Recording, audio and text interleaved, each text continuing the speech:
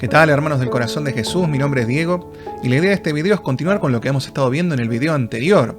Ya nos encontramos prácticamente a las puertas del diluvio y vamos a leer a partir de Génesis capítulo 7 versículo 2.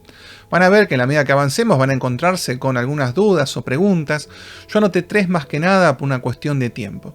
La primera dice así: ¿qué significa animales puros e impuros? La segunda: ¿por qué para los cristianos todos los animales son puros? Y la tercera: ¿cuál es el simbolismo oculto en todo esto? Si les llegan a surgir más dudas o preguntas, me pueden escribir a momentodencuentroconjesus@gmail.com, y si desean recibir alertas desde YouTube avisando cuando subimos nuevos videos, pueden suscribirse también a nuestro canal. Y ahora, para dar respuesta a estas preguntas, vamos a ir directamente a nuestra fuente, que es la Biblia. En Génesis capítulo 7 versículo 2 leemos: de todos los animales puros tomarás contigo 7 parejas de cada especie, cada macho con su hembra. De los animales impuros tomarás un macho con su hembra. ¿Qué significa esto de animales puros o impuros? Para poder saber de esto tenemos que ir más adelante, a Levítico, capítulo 11, versículo 1, que dice: Yahvé habló a Moisés y a Aarón, diciéndoles: hablen a los hijos de Israel y díganles: estos son los animales terrestres que pueden comer. Ustedes comerán el animal de pezuña partida, hendida en 2 uñas y que rumie. Pero no comerán, y aquí aparece una lista bastante larga de animales arrancando por las aves. Principalmente nos empieza hablando de las aves rapaces, también nos habla de las aves carroñeras, también nos dice que no deben comer de las aves marinas como la gaviota, el corcomán y el pelícano, zancudas como las garzas, las cigüeñas, la avestruz, el cuervo, tampoco pueden comer del murciélago. Los reptiles que entrarían en este grupo son todos impuros. Los insectos, vuelen o caminen, también son considerados impuros, pero se hace una especial excepción con los que tienen las patas adaptadas para el salto, especificando que pueden comerse langostas, grillos y saltamontes. De los animales acuáticos, únicamente se consideran puros los que tienen aletas y escamas. Sin embargo, nosotros habíamos leído anteriormente lo siguiente. Fíjense, en Génesis, capítulo 1, versículo 20 dice: Dios dijo: llénense las aguas de seres vivientes y revoloteen aves sobre la tierra y bajo el firmamento. Dijo Dios: produzca la tierra animales vivientes de diferentes especies, animales del campo, reptiles y animales salvajes. Y así fue. Y vio Dios que todo ello era bueno. Ahora, si todo ello era bueno, ¿por qué existen animales puros o impuros? Existen varias teorías, ya que la Biblia no aclara esto. Yo les voy a contar algunas. La primera habla de lo siguiente. Dice que algunos decían que los animales impuros estaban relacionados con los salvajes y los puros con los animales domésticos. La idea de no comer de los animales salvajes mientras vagaban como pueblo por el desierto es que los animales salvajes se alimentaban de todo tipo de cosas y podrían transmitir incluso enfermedades. Los domésticos, en cambio, solo comen de lo que le dan sus dueños. Otros argumentan que muchos de estos animales salvajes eran ofrecidos en rituales paganos y que para el pueblo de Dios no sufriera confusión, existía la prohibición. Otros dicen que el hecho que no haya explicación para esto es algo muy provechoso, ya que si existiera, el ser humano le hubiera buscado la vuelta para transgredirla. Ahora bien, lo que sí es evidente en la medida que uno avanza en la Biblia es que esto marcó de una manera indeleble la dieta del pueblo judío. Y no solo la dieta, sino también la religiosidad, incluso hasta el día de hoy. Nosotros más adelante en Daniel vamos a leer lo siguiente. En Daniel capítulo 1 versículo 8 dice: a los del palacio se les servían alimentos y bebidas que Daniel no quería tomar, por estar prohibidos por su ley. Pidió entonces permiso al jefe de los funcionarios del palacio para no comer estas cosas que lo habrían manchado. Ahora, si era tan importante para el pueblo judío, ¿por qué nosotros los cristianos consideramos a todos los alimentos puros? Y esto nos lleva a la segunda pregunta. En San Marcos, capítulo 7, versículo 14 dice: ninguna cosa que de afuera entra en la persona puede hacerla impura.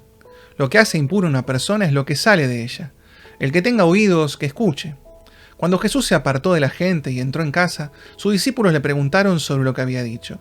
Él les respondió: ¿también ustedes están cerrados? ¿No comprenden que nada de lo que entra de afuera en una persona puede hacerla impura? Pues no entra en el corazón, sino que va al estómago primero y después al basural. Así Jesús declaraba que todos los alimentos son puros, y luego continuó: lo que hace impura a la persona es lo que ha salido de su propio corazón. Los pensamientos malos salen de adentro del corazón. ¿Y qué es lo que cambió acá para que Jesús nombrara puros todos los alimentos?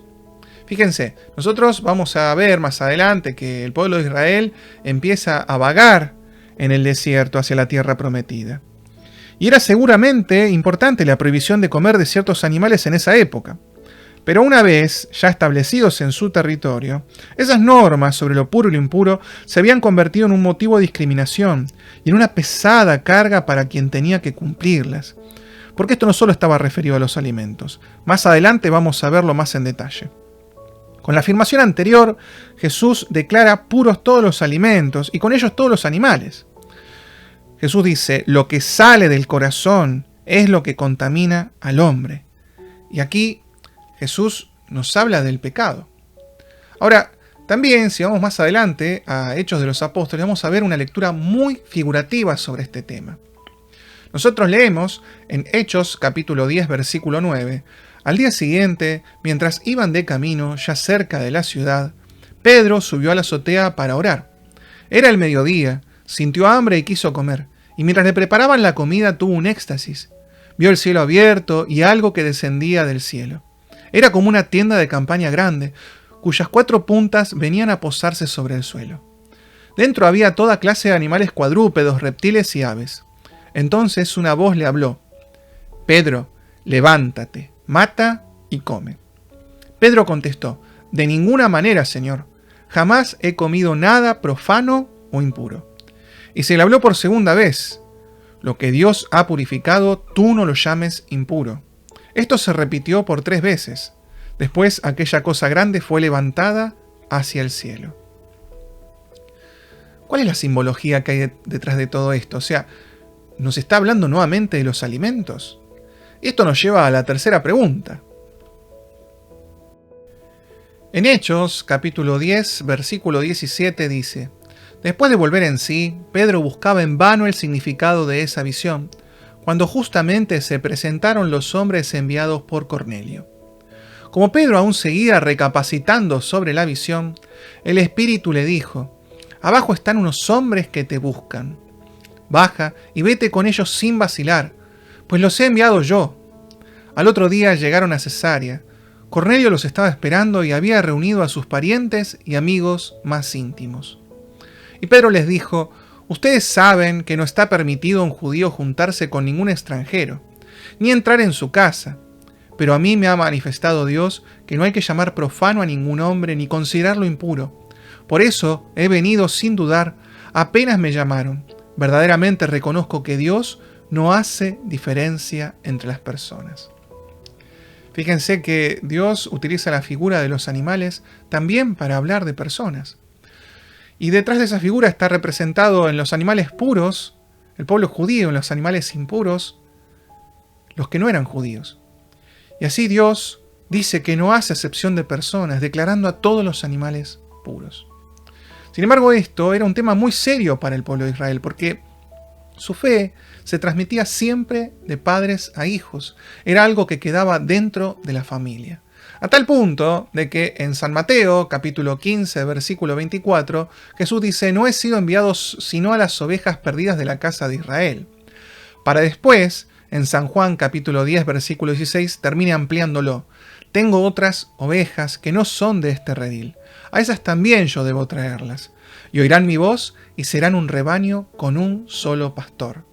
A tal punto de que llega a decir en San Mateo capítulo 12, versículo 48, ¿quién es mi madre y quiénes son mis hermanos? E indicando con la mano a sus discípulos dijo: estos son mi madre y mis hermanos. Tomen a cualquiera que cumpla la voluntad de mi Padre de los cielos. Y ese es para mí un hermano, una hermana o una madre. Y es así, de esta manera que Jesús generó un gran lío, porque al decir que cualquiera podía formar parte de esta sagrada familia siendo Él Dios, generaba muchísimo estupor entre la gente, porque era algo que ellos, al menos de los maestros de la ley, no lo habían escuchado nunca. Ahora, ¿esto era algo nuevo? No, ya Dios venía hablando de esto en el Antiguo Testamento. ¿Dónde lo vemos? En Isaías, capítulo 49, versículo 6 dice: «No vale la pena que seas mi servidor únicamente para restablecer a las tribus de Jacob, o traer sus sobrevivientes a su patria. Tú serás además una luz para las naciones, para que mi salvación llegue hasta el último extremo de la tierra». Es más, nos podemos ir más lejos todavía, justamente al relato del Arca de Noé. Porque es que a la iglesia están todos llamados, y el arca es una figura también de la iglesia, fundada por Cristo, el nuevo Noé, para la salvación del género humano sin excepción, ya que no solo están llamados los judíos, representados por los animales puros, sino también los no judíos, representados por los animales impuros. De hecho, el arca tiene 3 pisos, que también nos recuerdan a la iglesia purgante, la iglesia militante y la iglesia triunfante. Tampoco tiene vela ni timón que un hombre pueda manejar, sino que es llevada por Dios, de la misma forma que la iglesia es llevada por Cristo a la patria celestial.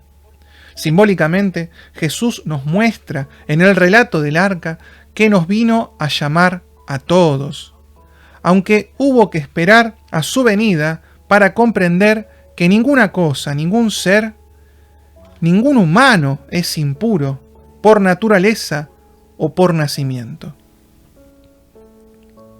Solo el pecado es lo que nos mancha el corazón. Así que, para ir terminando, pidámosle a Dios que aparte el pecado de nuestra vida, ya que a nosotros Él nos dice: bienaventurados los limpios de corazón, porque verán a Dios. Esto ha sido todo por este video. Nos vemos en el próximo. Que Dios los bendiga.